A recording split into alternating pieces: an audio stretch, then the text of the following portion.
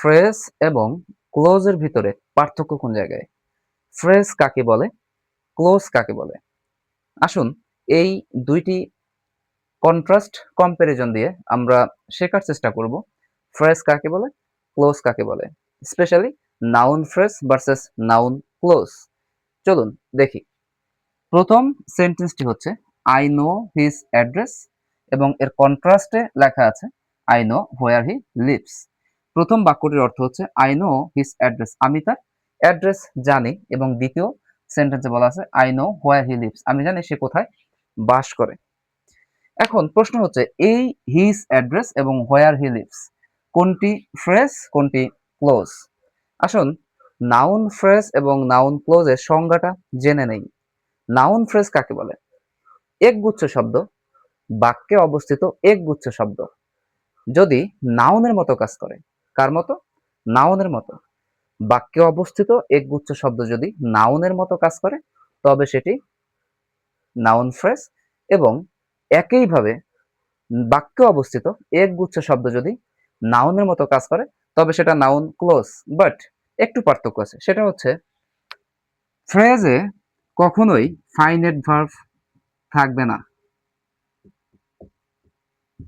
একটা কথা মনে রাখতে হবে যে ফ্রেজে কখনোই ফাইনাইট ভার্ব থাকে না। ফাইনাইট ভার্ব কি?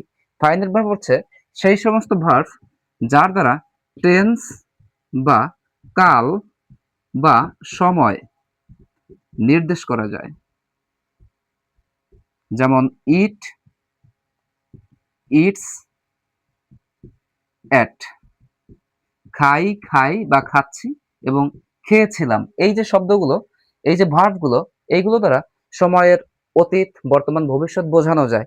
অর্থাৎ যেই ভার্বগুলো দ্বারা সময়কে বোঝানো যায় যে এখন করা হচ্ছে, নাকি অতীতে করা হয়েছিল, নাকি ভবিষ্যতে করা হবে, এই ধরনের শব্দগুলো বা এই ধরনের ভার্বগুলোকে বলা হয় ফাইনাইট ভার্ব। অর্থাৎ আমাদের একটা জিনিস মনে রাখতে হবে যে ফ্রেজে কখনোই ফাইনাইট ভার্ব বসে না, কিন্তু ক্লোজে সবসময় ফাইনাইট ভার্ব থাকে। তাই আমরা সহজে বুঝতে পারি যেহেতু এই যে শব্দটি হিজ অ্যাড্রেস, এখানে কোনো ফাইনাইট ভার্ব নাই, এবং এই যে হোয়ার হি লিভস, এখানে লিভস একটি ফাইনাইট ভার্ব। অর্থাৎ লিভ অর্থ বাস করা। বাস করাকে অতীত করা যায়, যেমন বাস করেছিল, এবং ভবিষ্যতে করা যায় বাস করবে। যেহেতু এই যে লিভ শব্দটি একটি ফাইনাইট ভার্ব, তাই এই অংশটি হচ্ছে ক্লোজ, এবং এই অংশটি হচ্ছে এই যে হিজ অ্যাড্রেস, এটা হচ্ছে ফ্রেজ। এখন প্রশ্ন হচ্ছে যে হিজ অ্যাড্রেস এটা কোন ধরনের ফ্রেজ? প্রিপোজিশনাল, নাউন, নাকি অন্য কিছু? দেখুন, আই নো হিজ অ্যাড্রেস, আমি তার অ্যাড্রেস জানি। আমি কি জানি? এই যে অংশটুক হিজ অ্যাড্রেস, হিজ অ্যাড্রেসকে যদি আমি প্রশ্ন করি যে আমি কি জানি, উত্তর হবে হচ্ছে গিয়ে তার অ্যাড্রেস জানি। এই অংশটাকে জাস্ট হোয়াট দ্বারা প্রশ্ন করুন, তাহলে যদি উত্তর আসে তবে সেটাই হচ্ছে নাউন ফ্রেজ।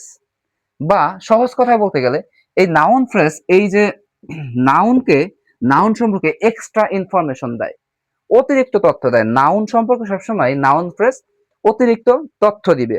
সিমিলারলি এই যে I know where he lives, আমি জানি কোথায় সে বাস করে, এই যে হোয়ার হি লিভস এই অংশটুকুকে আমি হোয়াট দ্বারা প্রশ্ন করতে পারি যে আমি কি জানি। এই অংশ ধরেন এই অংশটুক নাই, হোয়ার হি লিভস অংশটুক নাই, তাহলে এই পাশে আছে কি আই নো, আমি জানি। আমি কি জানি? আমি যদি প্রশ্ন করি যে আমি কি জানি, আমি জানি হচ্ছে হোয়ার হি লিভস, কোথায় সে বাস করে।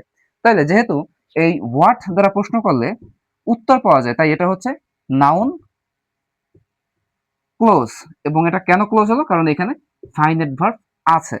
একই রকম হিজ ওয়ার্ডস ওয়ার ফলস, তার কথাগুলো মিথ্যা ছিল।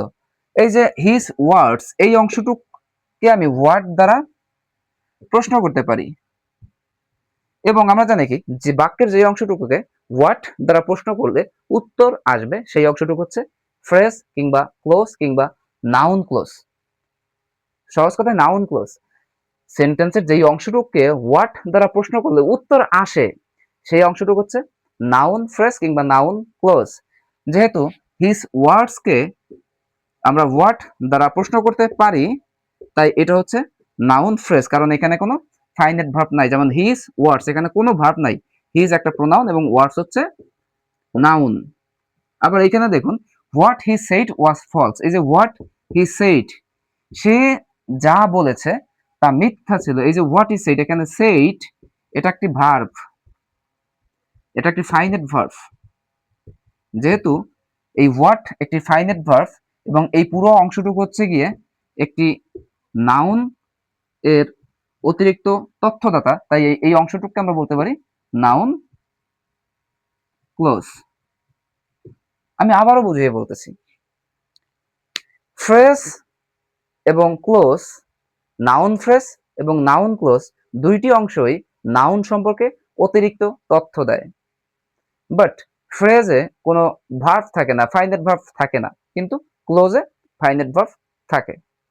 Thank you so much.